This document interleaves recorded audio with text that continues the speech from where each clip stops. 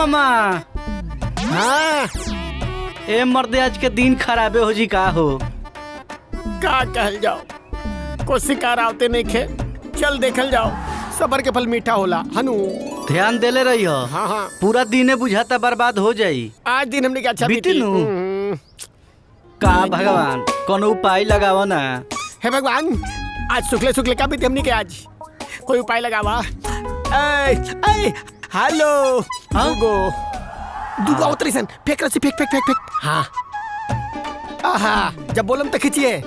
रुक रुक ओढ़े दे। हाँ आजा तुझको पुकारे मेरे गीत। अरे अरे अरे अरे गिर गिलू जा, गिर गिलू जा। कहाँ लग गई? कहाँ लग गई? अरे यह दोनों ना सबके रस्सी फंसा के गिरावत बाड़े। रुका रुका सबके बोलावत कहाँ लग छोड़। आए दूर रहो। ए चाचा, ए भैया, क्या हुआ हो? हम कहाँ थे?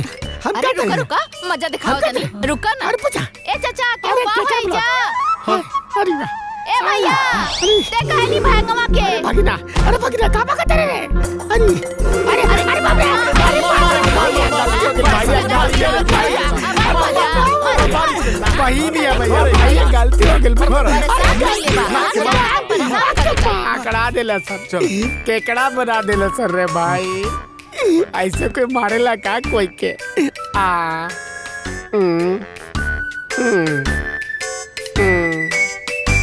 भागिना भागिना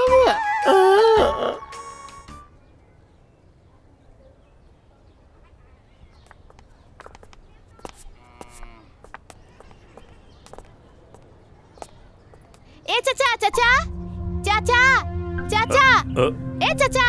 अरे का भाई, झूलनुआ और मिठू फिर परेशान करलन का? हाँ चाचा, आज तो हमनी के हाथ पैर टूटे से बाचल है। वो झूलन तो हमनी के भेटा गईला ना चाचा, बाकी मिठू भाग गईले हैं।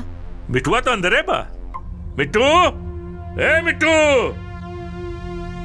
का बाबूजी का चिल्लाता रखो बेले? अरे चिल्लात बनी हम। ये लोग का बोलत बाड़न सन? तू लहना लेके आल बाड़न। अरे कब तू दर बेटा? अरे कब तू दर बेटा? देखो मरिया मत। हमनी के कौने में गलती नहीं खे। इहे दोनों देख के हमनी के हंसत रही सन। हम मामा त खेत घूमे न गई रही जा। अब अपने सजुरा के गिर गली सो तो हमनी के का एमा गलती बा? ना बेटा, तोर कोनो गलती ना। ना चाचा, ही झूठ बोलता, इहे रहलन। एक काम करे बेटा, तू लोग जा, हम एकरा के देख ले। जा ठीक बा, प्रणाम। जा खुश रह। चल चल रे। कब तू दर ना बाबूजी, हमारे में कोनो गलती नहीं खे। उमर हम गलत तो हार।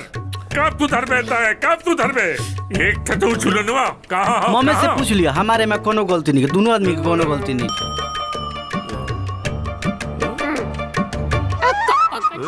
अच्छा